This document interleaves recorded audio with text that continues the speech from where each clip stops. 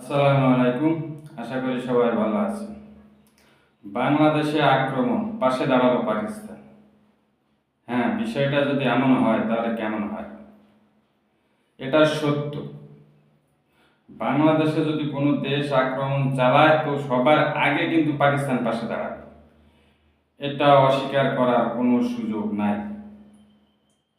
আর এটাও সত্য যে পাকিস্তান যদি পারমাণবিক শক্তিধর না হতো, এতদিন বাংলাদেশ থাকতো কিনা সেটাও সন্দেহ আছে।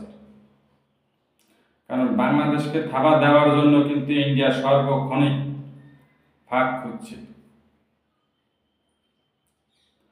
আপনারা জানেন যে ভারত পাকিস্তান ভাগ হওয়ার সময় এই বাংলাদেশ কিন্তু ইচ্ছা করেই পাকিস্তানের সাথে গেছে। কেন গেছে জানেন? ভারতের নির্যাতন, প্রচুর নির্যাতন হতো যখন এই দেশ ভারত শাসন করত। মুসলমানরা কোনো চাকরি পেত না। মুসলমানরা ওই ভারতীয়দের উঠানে গিয়ে কথাও বলতে পারতো না, বাড়ির সামনে দাঁড়াতে পারতো না, দূরে দাঁড়িয়ে কথা বলতে হতো।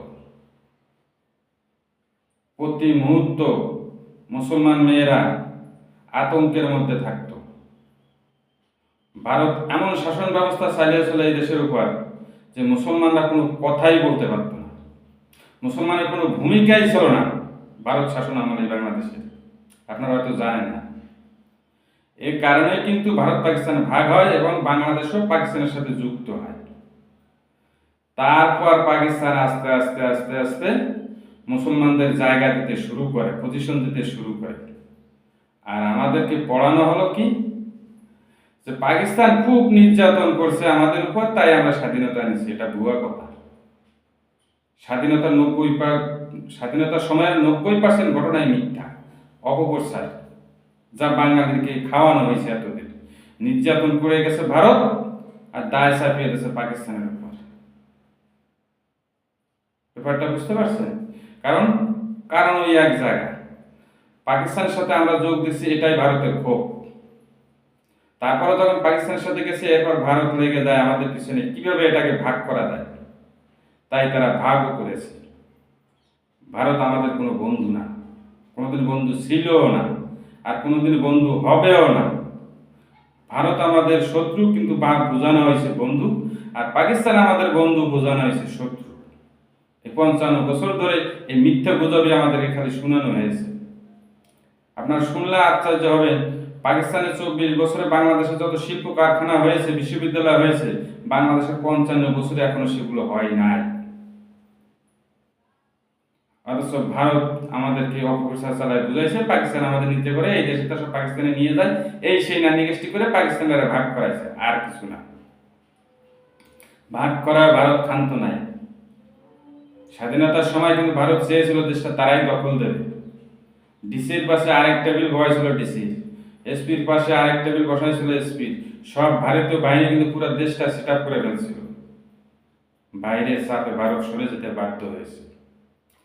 24-এর গণ অভ্যুত্থানের পরেও ভারত একটা অ্যাটাক করতে চেয়েছিল, বাইরের চাপে ভারত সরে যেতে বাধ্য হয়েছে।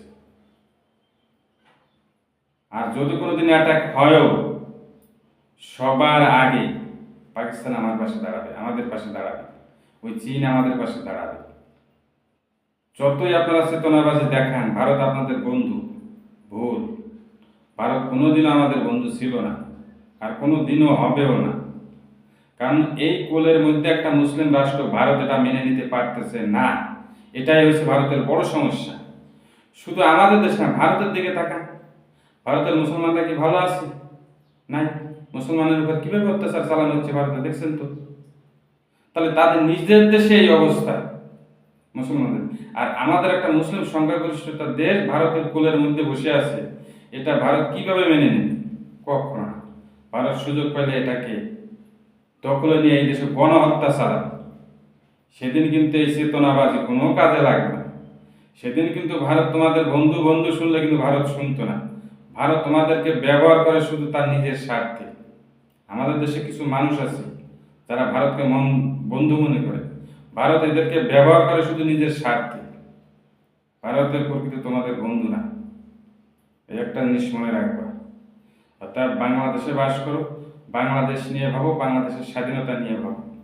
ভারত বন্ধু বন্ধু বন্ধু করে বাংলাদেশে কোনো বিপদ বাড়ায় না। ভারত আমাদের কোনোদিনও বন্ধু হবে না। আশা করি বুঝতে পারছেন। সবাই ভালো থাকবেন, সুস্থ থাকবেন। আল্লাহ হাফেজ।